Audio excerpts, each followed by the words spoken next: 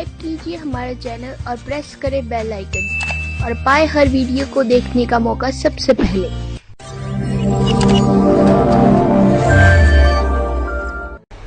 Grieve अगम निगम को खोज ले, बुद्धि विवेक विचार, उदय अस्त का राज मिले तो बिन नाम बेगार।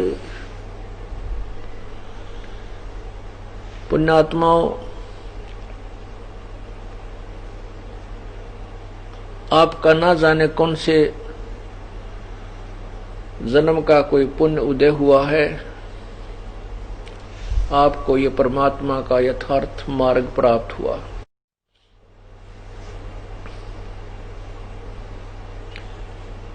इस सत्य भक्ति के बिना यदि हम कोई और भक्ति भी करते हैं, शास्त्र विरुद्ध साधना भी करते हैं, वो व्यर्थ है, यूजलेस है।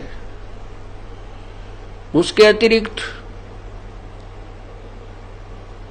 यदि हमें पूरी पृथ्वी का शासन राज्य भी प्राप्त हो जाए और यदि वो हमारे पास भक्ति ना हो, तो उसको क्या संज्ञा दी है परमात्मा ने? कहते हैं अगम निगम को खोज ले और थोड़ा सा बुद्धि विवेक विचार, उदय अस्त का राज मिले तो बिन नाम बेगारे। होय होय बेगार। यदि पूरी पृथ्वी का राजा भी आपको बना दिया जावे और आपके पास ये नाम नहीं है, ये भक्ति नहीं है, सत्य नाम नहीं है, तो ये पूरी पृथ्वी का राजा कैसा होता है कि वो बेगार कर रहा है। बेगार बेगार किसे कहते थे? पहले हम छोटे छोटे से थे, जब गांव से शहर आते थे तो 3 व्हीलर चला करते, बड़े बड़े, पहले पेट्रोल के चले थे। तो उस समय 1-2 3 व्हीलर आया करता हमारे गांव से लाखन माजरा तक। लाखन माजरा से फिर आगे रोहतक वाली गाड़ियां बसें मिला करती थी। तो वो एक आता था, वह 1-2 चक्कर लगाता था। एक दिन वो आया नहीं, उसकी इंतजार करके फिर पैदल पैदल वहां पहुंचे, लाखन माजरा से बस पकड़ी। तो अगले दिन वो अपने साथियों से बता रहा, उन्होंने पूछा कि तू कल क्यों नहीं आया? वो 3 व्हीलर वाला कहता है कि कल मैं बेगार में फंस गया। बेगार क्या बताई उसने कि पुलिस वाले पकड़ ले गए मैंने। उन्होंने कहीं रेड लगानी थी, कोई अपराधी पकड़ना था, कोई शराब स्वरूप निकालना था, कई जगह उन्हें छापे मारने थे। मुझे ले गए, अपने पास से तो मैंने पेट्रोल डलवाया अपनी जेब से, और अपनी जेब से खाना खाया, कहीं होटल आटर रास्ते में आया जहां पर, और सारा दिन इधर चल उधर चल, पहले से ज्यादा गाड़ी चलाई, जो रोज चलाता था उससे ज्यादा गाड़ी चली, और शाम ने 100-200 रुपये बर्बाद करके घर ने बेगार पीट के घर से खर्चा करके जो का त्यों आ गया, यानी नुकसान करके आ, लाभ कुछ नहीं। तो उसको बेगार कहा करते, बेगार। अब वो संज्ञा दी है परमात्मा ने उस राजा को, पृथ्वीपति को। फिर उससे आप अपनी तुलना कर लेना, आप क्या आपका क्या स्थिति होगी जो भक्ति नहीं करते, चाहे कोई छोटा मोटा अधिकारी भी है, चाहे छोटा मोटा मंत्री मुख्यमंत्री भी बन रहा है एक क्षेत्र का, और वो भक्ति नहीं करता, और चाहे राष्ट्रपति है चाहे प्रधानमंत्री है, वो बेगार कर रहा है। बेगार अपनी पूर्व जन्म की पूंजी से ही वो आज राजा बना है, और भविष्य की तैयारी वो कर नहीं रहा, अब केवल बेगार पीट रहा है। परमात्मा यानी संतजन आदरणीय गरीबदास साहिब जी परमेश्वर कबीर जी के उस ज्ञान को अपने मुखारविंद से बताते हैं अपनी वाणी में कि अगम निगम को खोज ले और बुद्धि विवेक विचार, उदय अस्त का राज मिले तो बिन नाम बेगार। होय होय अब क्या बताते हैं, अगम निगम को खोज ले के भविष्य का कुछ विचार कर और थोड़ा सा बुद्धि से सोच। यदि आपको परमात्मा की सच्ची भक्ति प्राप्त नहीं है, चाहे राजा भी बना है, बेगार कर रहा है। क्योंकि तब से राज्य मिलता है, अपने पिछले कर्म से ही राज्य प्राप्त होता है, और वर्तमान में भक्ति नहीं करता है तो वो बैटरी उसकी डिस्चार्ज हो जाती है, पूर्व जन्म की हुई कमाई समाप्त हो जाती है, और फिर कहां जाता है, धर्मराज के दरबार में। तो अब आपको एक कुछ कथा सुनाते हैं, राजा लोगों की केबरान माटी होती है। आदरणीय गरीबदास साहिब जी ने परमेश्वर कबीर साहिब जी की दया से, कृपा से ज्ञान प्राप्त हुआ, और फिर उन्होंने जो ज्ञान हमें बताया, क्या बताते हैं, एक प्रियव्रत नाम का राजा था। प्रियव्रत नाम का एक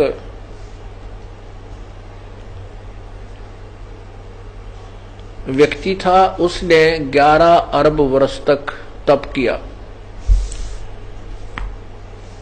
और 11 अरब वर्ष तक राज्य किया। जब दरबार ने पारखत भेजे, प्रियव्रत तुम चलो, 11 अरब तो तप किया, 11 अरब वर्ष तो तप किया और 11 अरब वर्ष राज्य किया, इतने में तो दम कोई लेखे लाग्या नहीं। तब प्रियव्रत बोले, मेरे ताही एक दम मांग्या देहो। पारखत बोले, देवदूत बोले, खबरदार जते दम लिया, दम देने का तेरे ताई हुक्म नहीं, आगे धर लेगे। अब इस पचड़े में ना पड़ियो, 11 अरब वर्ष तक राज करया, 11 वर्ष तक तप करया, ये कैसे हो सकता है। परमात्मा के मार्ग में हमने ये सोचना ही नहीं चाहिए कि ऐसा नहीं हो सकता। हमने इस कथा से केवल ये निष्कर्ष निकालना है कि ये कथा हमें क्या ज्ञान दे रही है। ये क्या बता रहे हैं कि एक व्यक्ति ने, मान ले किसी ने 20 वर्ष तप किया, तो उसको 20 वर्ष ही आगे राज्य प्राप्त हुआ। तप से राज, और राजमद मानम, जन्म तीसरे शुक्र स्वानम। तप से राज होता है।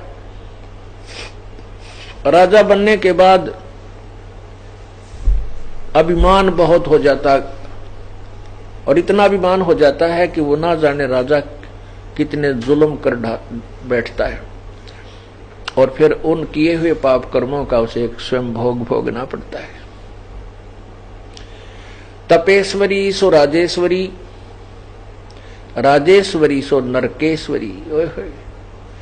तप से राजमद मानम और जन्म तीसरे शुक्र स्वानम। ये तक परमात्मा की वाणी। फिर शास्त्रों की वाणी है कि तपेश्वरी सो राजेश्वरी, राजेश्वरी सो नरकेश्वरी। तपेश्वरी माने जो तप, अत्यधिक तप करता है तो उसको अच्छा राज्य प्राप्त होता है, और राज्य से फिर वो राजा राज करके नरक जाता है जो परम संत की शरण में भक्ति नहीं करता। तो कहते हैं एक प्रियव्रत नाम का राजा था, उसने 11 अरब वर्ष तप किया और 11 अरब वर्ष उसे राज्य प्राप्त हुआ। अब पुण्यात्माओं, 11 अरब वर्ष तक तप करके और 11 अरब वर्ष तक राज्य प्राप्त हुआ। 11 अरब वर्ष तक राज्य करने के बाद जब उसकी मृत्यु आई, उसको लेने के लिए यम के दूत आए, तो वो कहने लगे, भाई चल प्रियव्रत, तेरा समय पूरा हो गया। तो क्या कहता है, मुझे एक सांस और दे दो मांग्या। वो कहने लगे, खबरदार जते दम लिया तो तेरे पूरे हो चुके हैं, एक दम भी तेरा शेष नहीं है, आगे धर लेगे, उठा लेगे उसको। अब पुण्यात्माओं ये सोचो, 11 अरब वर्ष तक जीवित रह कहता उसने कला तोड़ा नहीं, न को एक सांस और दे दे। अब परमात्मा कहते हैं कि तुम इस मन की इच्छा नहीं मिटा सकते। यहां जीवन की इच्छा प्रत्येक को होती है और 11 अरब वर्ष तक की आयु भोग कर फिर भी नो के और भी थोड़ा सा सांस दे दे और एक सांस और ले ले हो तो बता के क्या कर जाता वो। तो कहने का भाव ये है कि जीवन तो थोड़ा ही भला, जब सत्य सुमरण हो और ये लाख वर्ष का जीवना कोई लेख धरना को। अब क्या बताते हैं,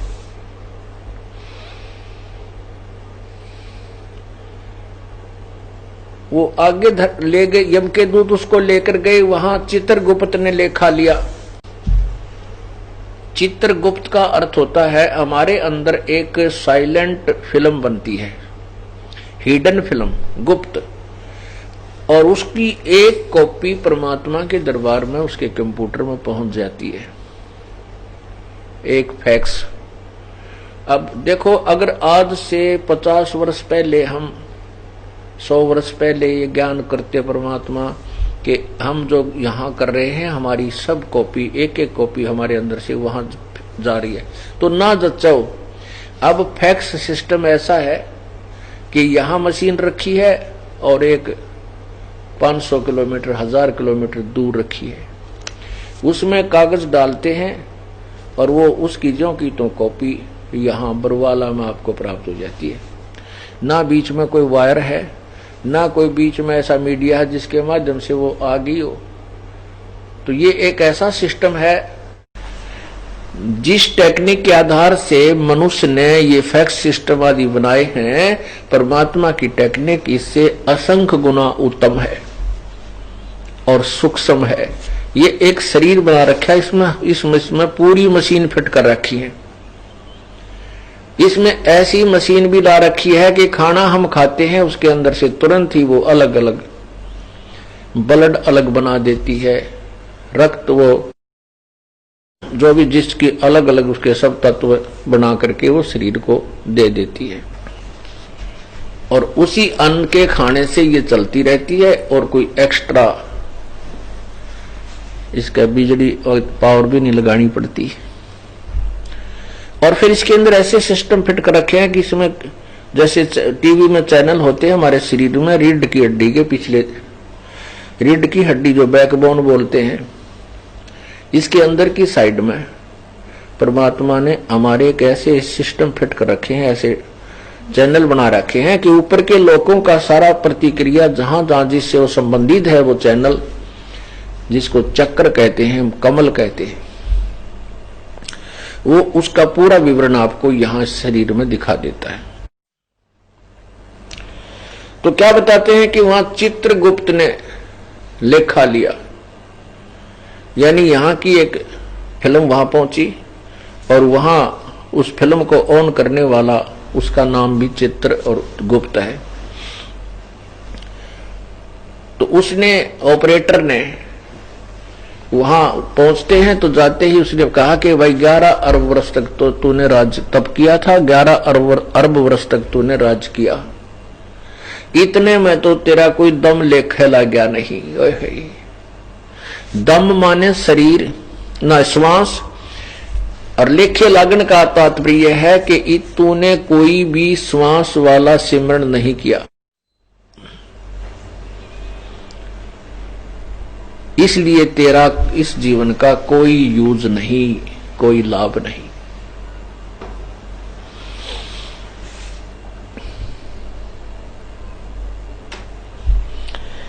चित्रगुप्त ने लेखा लिया, पहले तो तप किया, पीछे राज किया, कहो कुछ लाए के खाली आए। पीव्रत बोला साहब खाली आए। वहां जाकर पता लग जाता है कि तेरी तजूरी में क्या है, तेरे बैंक में कितना क्या लिखा है। यहाँ तो हम बकवाद करते नहीं छिकते। जब यहाँ से शरीर छूट जाता है, जिसके ऊपर ये राजी हो रहा था, ये मेरा बेटा है या मेरी बेटी है, ये मेरी कार है या कोठी है, ये रिश्तेदार है, ये मेरी सेना है, ये मेरे वजीर हैं, मंत्री हैं, और जब यह टिकट कटे यहाँ पे अकेला ही जल जाता है, यहाँ पर सब कुछ यहीं रह जाता है। तो क्या बताते हैं कि हिड़की दे दे रोएगी सुरता जब तू चलेगी अकेली। इस पूरे परिवार ने और पूरे साजबाज जो सारी उम्र तने जोड़ा था, इसको छोड़कर जब अकेली आत्मा जाएगी, कहती पछाड़ खाखा रोएगी तू। इसलिए पहले ही ऐसे कर्म, ऐसी शुभ साधना, शुद्ध सत्य साधना कर ले कि चलते समय तुझे पश्चाताप ना बने, ये रोना ना बने। क्योंकि जब हम मरेंगे, हमें मरना तो हमने भी है, लेकिन हम मरेंगे फिर डरे को ना। मरण तो चाहे डर जा, पर तू मरे पाछा ना डरना। फिर ये हो जाएगा कि हाँ भाई हमने कुछ तो कर रखा, भगवान आपकी कृपा से हमारे साथ कुछ तो भक्ति है। क्योंकि ये धन आपके साथ होगा और वही पाप या आपके साथ होगा जो पूरे जीवन में किया, बाकी आपके साथ कुछ नहीं होगा। लेकिन फिर हमें इतना हौसला होगा प्रभु की कृपा से कि हे परमात्मा आपकी कृपा से कुछ तो बन गया। क्योंकि वहां तो फिर वो चीज दिखाई देगी जो आज आप कर रहे हो और आपके साथ कुछ होगा ही नहीं। तो पीव्रत ने जाकर देखा, धर्मराज ने उसका अकाउंट दिखा दिया। चित्रगुप्त ने देख तेरा कंप्यूटर कति खाली पड़ा, इसमें कुछ भी कौन, तेरा अकाउंट बोल क्या लाया। पीव्रत राजा का है जी, खाली आया, कुछ नहीं मिला, मुझे गलती होगी। कहते हैं धर्मराज बोला इसका काला मुंह करो। उस राजा का, पृथ्वीपति राजा का कहने लगे इसका काला मुंह करो। पीव्रत बोला महाराज मेरा काला मुंह क्यों कीजिए है। धर्मराय बोला अरे भक्ति वास्ते भेजा था, भक्ति क्यों नहीं करी, करी नहीं। पीव्रत बोला जी तकसीर हुई, गलती होगी। तो धर्मराज बोला वे गलती होगी तो गदावन, गलती का फल देता हूं मैं, और कौन सा, और कोई काम नहीं मुझे।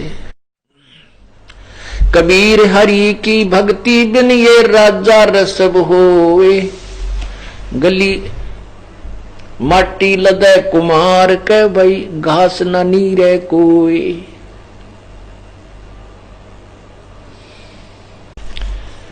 पुण्यात्माओं ये ज्ञान परमात्मा स्वयं आकर ही हमें बताते हैं। और यदि वो परमात्मा स्वयं आकर के अपना ज्ञान प्रचार ना करे तो ये काल हमें कोई रास्ता नहीं देता। ये काल भगवान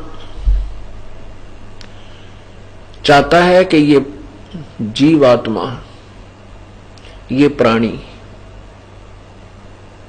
जब मनुष्य शरीर प्राप्त करे उसमें या तो ये भक्ति करे नहीं, बीड़ी शराब तम्बाकू मांस सांग स्निप में चोरी डाके जारी और धन जोड़न में माया कोठी काठी बनाने में, इससे काम लगा रहे।